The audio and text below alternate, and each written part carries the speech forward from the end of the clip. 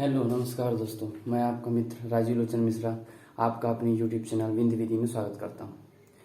Previous lecture में हमने contract के बारे में पढ़ा था और आज हम कॉन्ट्रैक्ट के चैप्टर फर्स्ट में communication, acceptance and revocation of proposal के बारे में पढ़ेंगे। तो सबसे पहले प्रीवियस वीडियो को यदि हम रिवाइज करें तो उसमें कॉन्ट्रैक्ट क्या है। कॉन्ट्रैक्ट जो दिया है मेनली वो सेक्शन 2 सबसेक्शन H में दिया हुआ है। और साथ ही साथ यदि कॉन्ट्रैक्ट होता क्या है उसकी परिभाषा हम जाने तो जब कोई व्यक्ति किसी को ऑफर देता है और सामने वाला व्यक्ति उसको एक्सेप्ट कर लेता है तो वो क्या मिलके बना देता है, प्रॉमिस। और जब प्रॉमिस के साथ कंसिडरेशन ऐड हो जाता है तो वो एक एग्रीमेंट बनता है। और agreement if enforceable by law, यदि लीगल एग्रीमेंट है, अनलॉफुल नहीं है, तो वही क्या मिलके बना देता है, कॉन्ट्रैक्ट। तो ये होता है कॉन्ट्रैक्ट। अब चैप्टर फर्स्ट में कम्युनिकेशन, कम्युनिकेशन मीन्स संचार होता है, एक्सेप्टेंस मीन्स स्वीकार एंड रिवोकेशन मीन्स निरसन। और प्रपोजल ये जो है पूरा सेक्शन 3 to सेक्शन 9 तक दिया हुआ है। इसको मैं आपको इस छोटे से बॉक्स के अंदर बताऊंगा पूरी चीजें और लाइन से फिर एक्सप्लेन करूंगा। तो हम इसकी तरफ बढ़ते हैं जहाँ पे ये ऑफर लिखा है, ऑफर लिखा है। ऑफर वो होता है जो ऑफर देता है और जिसको ऑफर देता है वो होता है ऑफरी। तो मान लीजिए कि ए पर्सन है वो है ऑफरर और बी पर्सन है वो है ऑफरी। तो इसने ऑफर कैसे दिया, बाई पोस्ट दिया। ऑफर कैसे दिया, बाई पोस्ट दिया। और क्या किस चीज के लिए ऑफर दिया, कार बेचने के लिए, कि अपनी कार बेच रहा है, क्या आप खरीदोगे। तो बी ने उसको एक्सेप्ट किया और जब ये पोस्ट जो है उसके पास पहुंच जाएगा तो वही वहां से क्या चालू हो जाता है, वही कहलाता है कम्युनिकेशन। इसने इसको ऑफर दिया कि आप कार खरीदिए और इसने कैसे दिया, ऑफर पोस्ट के माध्यम से दिया। तो जैसे ही पोस्ट इसके पास पहुंचेगा, रिसीव करेगा, तभी कम्युनिकेशन क्या होगा, कम्युनिकेशन ऑफ ऑफर। ऑफर का कम्युनिकेशन कंप्लीट हो जाएगा। ऑफर कहें या प्रपोजल कहें, एक ही चीज है। अब मान लीजिए 5 जनवरी को इसने पोस्ट भेजा, 10 जनवरी को इसके पास पहुंच गया, तो मीन्स कम्युनिकेशन कंप्लीट हो गया। अब ये एक्सेप्ट कैसे करेगा, जब ये रिप्लाई पोस्ट भेजेगा। लिखा है ना यहाँ रिप्लाई पोस्ट और या एक्सेप्टेंस पोस्ट। इसको जब वो भेजेगा ऑफरर को, ऑफर को जब भेजेगा रिप्लाई पोस्ट, तो मान लीजिए 20 जनवरी को भेजा तो ये कहलाता है acceptance by offeree. Offer complete, offeree complete means offeree के द्वारा एक्सेप्टेंस कर लिया गया है। तो जब इसने भेजा पोस्ट के माध्यम से तो क्या कंप्लीट हो गया, एक्सेप्टेंस कंप्लीट हो गया। अब यहां पे एक और वर्ड आता है, तो मीन्स आपका कम्युनिकेशन कंप्लीट हो गया। फिर आपका इस पॉइंट पे एक्सेप्टेंस कंप्लीट हो गया जब ये पोस्ट भेजा। और व्हाट इज रिवोकेशन, अब रिवोकेशन क्या होता है इसके बाद समझिए। रिवोकेशन क्या कहलाता है, मान लीजिए कि इसने जब रिप्लाई पोस्ट ये भेज रहा था, कौन, ऑफरी, इसको बी कर लीजिए आप। जब ऑफरी रिप्लाई पोस्ट भेज रहा था तो उसमें रिप्लाई पोस्ट भेजने से पहले यदि ऑफरर अपने ऑफर को रिवोक कर दे, रिप्लाई पोस्ट भेजने से पहले यदि ऑफर अपने ऑफर को रिवोक कर दे, ऑफरर ये है, ये इसने क्या बोला था कि आप कार बेचने के लिए, तो यदि इसके 20 जनवरी से पहले या 20 जनवरी को यदि वो शाम में भेज रहा है तो सुबह या दोपहर में भी यदि ये रिवोक कर देता है तो वो रिवोकेशन अलाउड माना जाएगा। लेकिन रिप्लाई पोस्ट से पहले, यहां मैंने लिखा है बट बिफोर रिप्लाई पोस्ट, दिख रहा है आपको।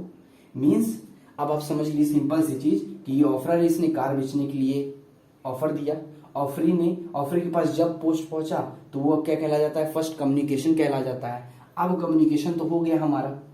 व्हाट इज एक्सेप्टेंस, तो एक्सेप्टेंस क्या कहलाता है, एक्सेप्टेंस जब रिप्लाई पोस्ट भेजता है, ऑफरी जब रिप्लाई पोस्ट ऑफर को भेजता है तो वो कहला जाता है एक्सेप्टेंस।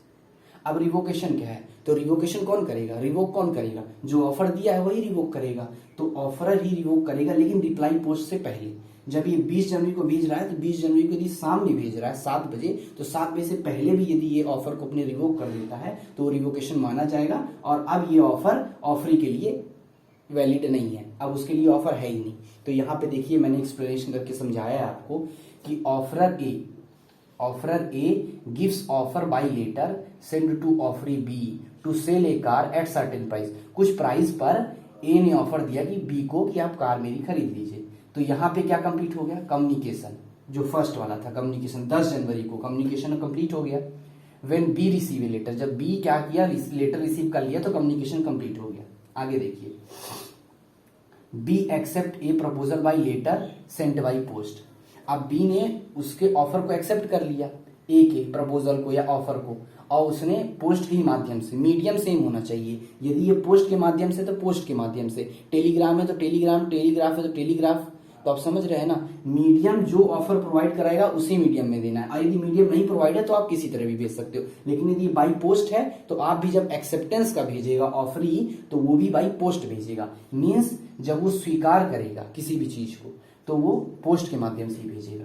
तो यहाँ पे जब उसको एक्सेप्ट कर लिया तो यहाँ क्या कंप्लीट हो गया, कम्युनिकेशन कंप्लीट हो गया। ठीक है, कम्युनिकेशन तो मान लीजिए हो ही गया, कम्युनिकेशन ऑफ एक्सेप्टेंस कंप्लीट हो गया, जो एक्सेप्टेंस की हम यहाँ बात कर रहे थे।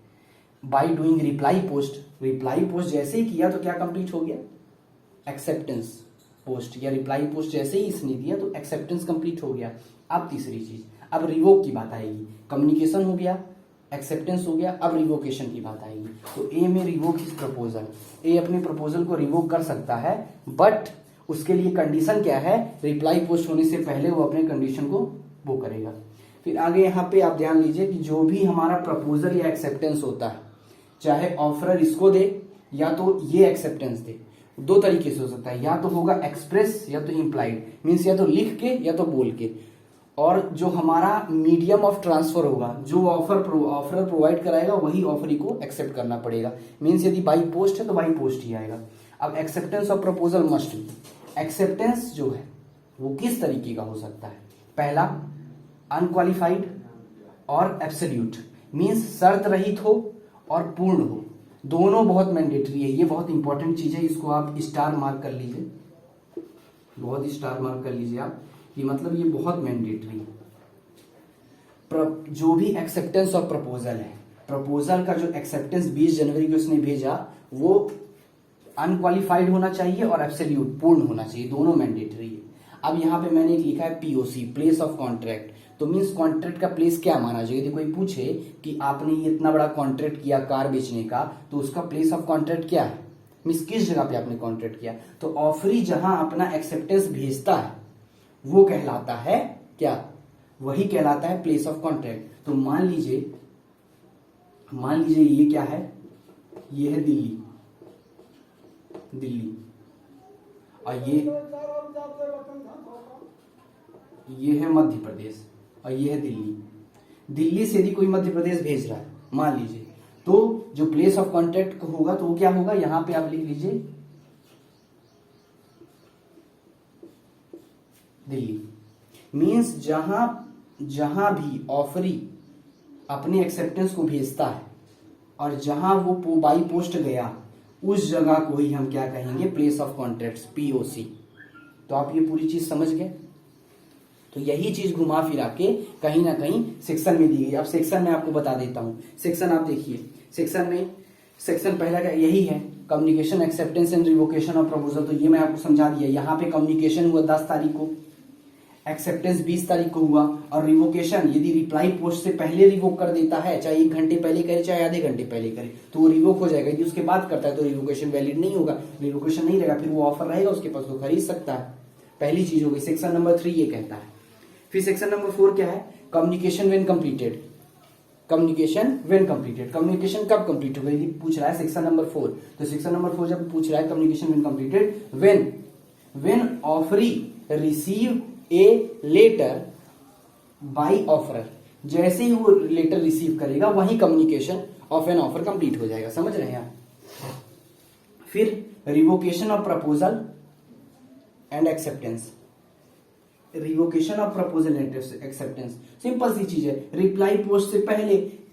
सेक्शन जो सेक्शन हमारा है वो सेक्शन 5 क्या कहता है, revocation of proposal and acceptance. तो प्रपोजल, अपने प्रपोजल का, ये इसने तो प्रपोजल दिया था, तो अपने प्रपोजल और इसके एक्सेप्टेंस का